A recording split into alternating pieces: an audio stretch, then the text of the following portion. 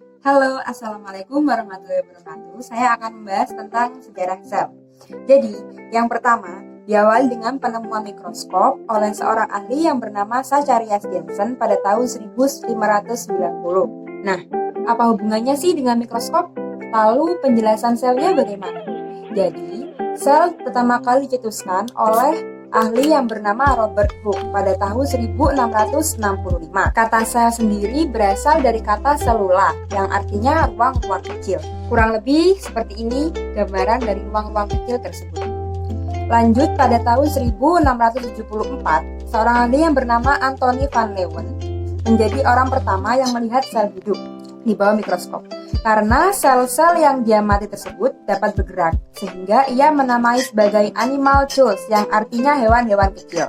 Lalu ada pula dua orang ahli yang bernama Theodor Schwann dan juga Jacob pada tahun 1838. Mereka menyatakan bahwa semua makhluk hidup tersusun atas sel, sehingga merupakan unit struktural dasar penyusun kehidupan.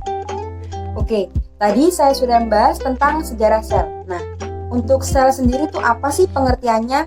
Banyak sekali pendapat dari para ahli yang berbeda-beda. Pendapat tersebut berbeda karena mereka juga mengamatinya dengan cara yang berbeda. Dan juga objek yang mereka amati juga berbeda, baik karakteristiknya, jenis pengamatannya, maupun hasil yang mereka amati. Yang pertama adalah pengertian dari Jacob Steinlein. Susah. Ia menyatakan bahwa sel merupakan unit struktural dan juga fisiologi pada makhluk hidup. Menurutnya, semua tumbuhan tersusun atas sel-sel. Lanjut pengertian yang kedua berasal dari Max Tuze. Beliau mendefinisikan bahwa sel sebagai suatu massa protoplasma yang mengandung sebuah nukleus, serta identik pada hewan dan juga tumbuhan. Ia mencetuskan pernyataan ini karena ia sudah mengamati adanya sel-sel atau ruang-ruang kecil dari hewan dan tumbuhan tertentu. Oke, selanjutnya pengertian datang dari seorang ahli yang bernama Rudolf Virchow. Pada tahun 1855, Rudolf menyatakan bahwa sel-sel merupakan mata rantai terakhir dalam rantai besar yang membentuk jaringan organ, sistem, dan individu. Menurutnya, sel berasal dari sel terdahulunya, atau ia mencetuskan istilah omniselula eselula, yang artinya setiap sel berada dalam sel. Oke, pembahasan selanjutnya ada di bagian komponen kimiawi sel. Komponen kimia penyusun sel disebut protoplasma, yang merupakan substansi yang kompleks. Seluruh kegiatan kehidupan sel merupakan akibat dari suatu reaksi kimia yang berlangsung di dalam sel.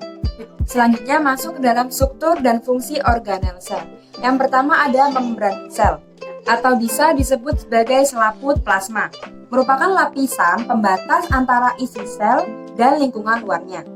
Fungsinya sebagai lalu lintas molekul dan ion secara dua arah. Bisa dilihat dari gambar di samping, bentuknya seperti ini. Lanjut di bagian kedua yang bernama sitoplasma atau cairan yang terdapat dalam sel dan terletak di luaran inti sel. Tersusun atas cairan dan padatan. Cairan sitoplasma disebut litosol karena bersifat koloid, terutama karena adanya protein dan juga RNA. Fungsi litosol itu sendiri sebagai tempat berlangsungnya beberapa reaksi kimia sel dan tempat terapungnya organel-organel sel. Selanjutnya saya akan masuk ke dalam bagian struktur organel sel. Yang pertama ada nukleus. Berfungsi mengatur aktivitas sel karena terdapat kromosom. Yang kedua ada retikulum endoplasma. Kasarnya sebagai alat transportasi protein yang disintesis oleh ribosom. Kalau secara halus berfungsi untuk menyintesis lipid dan fosfolipid dan juga steroid. Misalnya Re yang terdapat pada sel epitel usus. Lanjut yang ketiga ada badan Golgi. Berbentuk seperti kantong yang pipih dibatasi oleh membran pada sel tumbuhan. Fungsi badan Golgi itu sendiri ada banyak. Yang pertama adalah membentuk membran sel dan dinding sel tumbuhan. Yang kedua, membentuk kantong atau vesikula pada sel-sel kelenjar untuk sekresi. Yang ketiga, membentuk akrosom pada spermatozoa, kuning telur pada sel telur, dan lisosom. Yang keempat adalah tempat pembentukan zat-zat sekresi dan menyekresikan keluarnya sel. Selanjutnya ada mitokondria, yaitu tempat berlangsungnya respirasi aerob sel. Ada pula lisosom yang dibentuk oleh badan Golgi berfungsi untuk melakukan pencernaan intrasel, autoliosis, autofagi, dan juga eksositosis.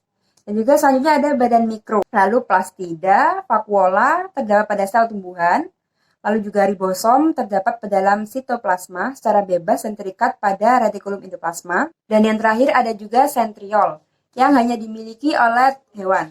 Baik, demikian penjelasan dari saya mengenai sel, sejarah sel, lalu komponennya dan juga bagian-bagiannya. Apabila ada salah, saya mohon maaf. Wassalamualaikum warahmatullahi wabarakatuh.